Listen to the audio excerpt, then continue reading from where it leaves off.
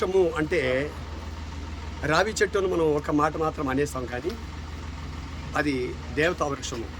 రెండవది విష్ణుమూర్తి అందులో 100% పాళ్ళు కొలువై ఉంటాడు. అశ్వత్థ వృక్షములో దేవతా వృక్షముగా, దాన్ని రాజస వృక్షం అని కానీ ఇంకొక పేరు ఉంది. కాబట్టి అన్ని వృక్షముల కల్లా ప్రధానమైనటువంటి వృక్షము అశ్వత్థ వృక్షము.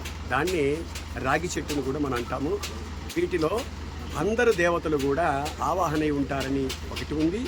రెండవదంటే మనకు పాండవులు వెళ్ళేటప్పుడు వాళ్ళ యొక్క మొత్తం కూడా వాళ్ళు ఏదైతే కిరీటాలు తర్వాత మిగిలిన అనేకమైనటువంటి అస్త్రాలన్నీ కూడా వాటి మీద దాచి వాళ్ళు వెళ్ళారు. కాబట్టి ఈ యొక్క వృక్షానికి ఇందులో అనేకమైన ఔషధ గుణాలు కలిగి ఉంటుంది.